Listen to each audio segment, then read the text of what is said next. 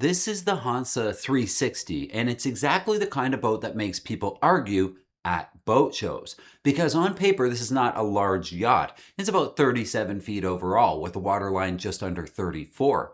But when you step aboard, look at the cockpit, look at the beam, look below, and suddenly it doesn't feel like a mid 30-foot cruiser anymore. It feels like Hansa took the interior volume from the next size class up and somehow packed it into a boat that still fits in a 36-foot category. That is the real story with this boat. Not just that it's roomy, lots of new boats are roomy. The question is whether Hansa managed to make a big, comfortable, easy to handle family cruiser without turning it into a floating apartment with a mast stuck on top.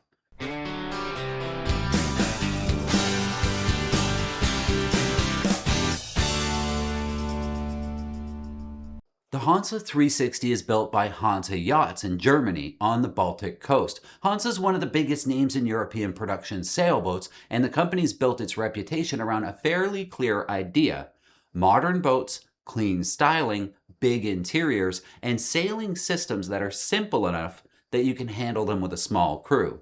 That matters because the 360 is not trying to be a nostalgic little offshore cruiser with skinny, pointy ends, a small cockpit, and bronze everything.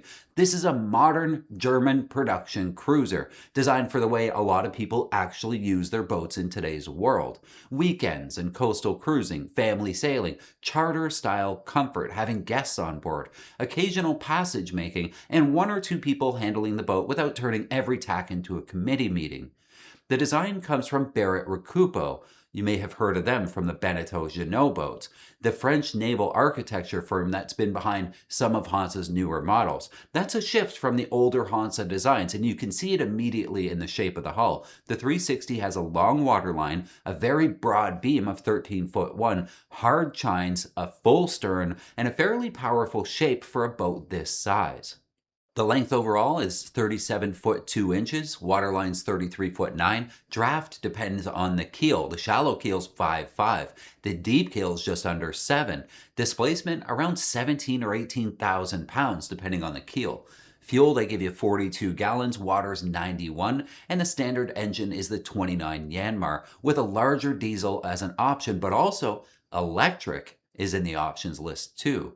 Those numbers tell you a lot. This is not a light little sporty boat. It's a comfortable cruiser with a displacement to length ratio around 200 and a sail area to displacement around 16. So the expectation should not be race boat. The expectation should be moderately powered cruising boat that uses hull shape, beam, and waterline to make the most of the sail area that it's carrying. And that is where the Hansa 360 gets interesting, because the reviews from people who have sailed this are more positive than you might expect from a boat with this much interior space. The standard sail plan follows Hansa's usual easy sailing formula: big mainsail and a self-tacking jib, with all the lines laid aft so the boat can be handled from the cockpit. For a lot of owners, that's the major selling point. You're not crawling around the side decks every time you tack. You're not asking guests to grind winches when they have to put their wine glasses down. You're not turning a short afternoon into a whole thing of deck work seminar. But there is a trade-off. A self-tacking jib is easy, but it's not always powerful, especially in light air. Cruising World tested this boat in Chesapeake conditions around 8 to 12 knots and noted that the boat would benefit from more head sail and that kind of breeze, which makes sense. A 17,000-pound boat with a self-tacker is going to be pleasant and simple. But if you sail anywhere with soft summer wind, a Genoa or a Code Zero starts to look less like a luxury and more like the correct tool for the job.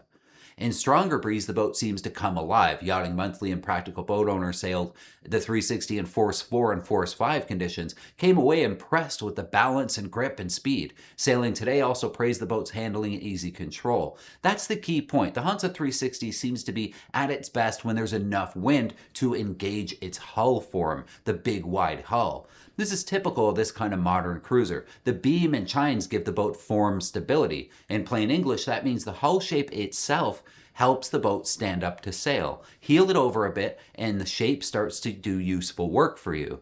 That lets the boat carry more sail, keep a relatively level attitude, and feel powerful without needing a narrow, deep, old-school hull. The downside is that beam is not free. A 13-foot beam on a 37-foot boat gives you tremendous space, but it also creates a wide platform that has to be managed in big waves in marinas or heavy conditions. This is why we have to be careful with the word offshore. While the 360 carries a Class A rating, it's certainly more than a lake boat, but it's not a conservative heavy displacement blue water cruiser in a traditional sense. It's a modern production cruiser with modern priorities.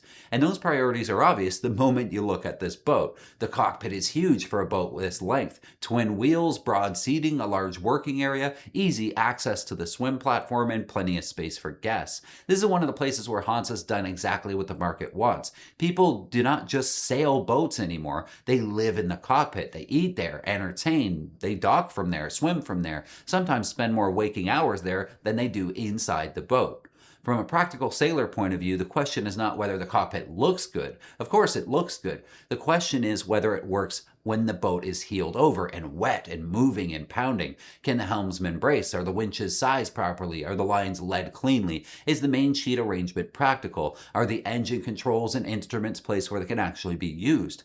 Several reviewers liked the helm feel and the overall cockpit arrangement, but there were also comments that some of the standard deck hardware may be on the conservative side. That's not unusual. Production builders often sell the base boat at one price, and the boat people actually want is hiding in the options list. On the Hansa 360, I'd pay close attention to which winches it has, sail choices, electric winches, Genoa tracks, bowsprit, and the downwind sail options, because the hull seems capable of more than the standard simple sail plan gives it. That may be the most important buying advice on this boat. The self-tacking jib is the easy button. A big head sail or a code 0 is the fun button.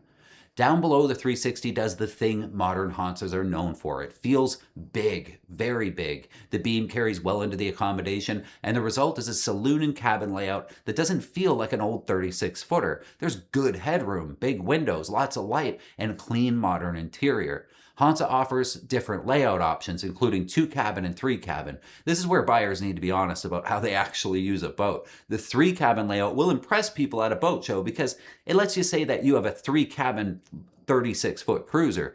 But cabins are not really storage. Berths are not lockers. On a real cruising boat, storage is not a detail. It's what keeps the boat livable after the showroom pillows are gone.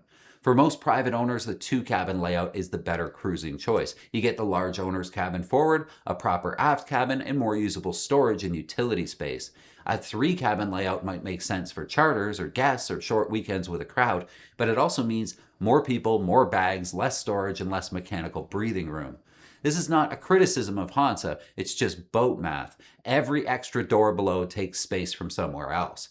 The galley and saloon on this boat are part of that same equation. Hansa's created an interior that looks bright and open, and reviewers have consistently pointed out a surprising sense of volume when you're on board. I filmed this boat in Annapolis, and I have to agree. But practical sailor viewers will want to look beyond that first impression. Are the fiddles useful offshore? Can you brace yourself at the galley? Is there enough handhold placement moving forward when you're traveling through the boat? Are the floorboards secure? Can the table be used underway, or is it mostly a dockside dining room?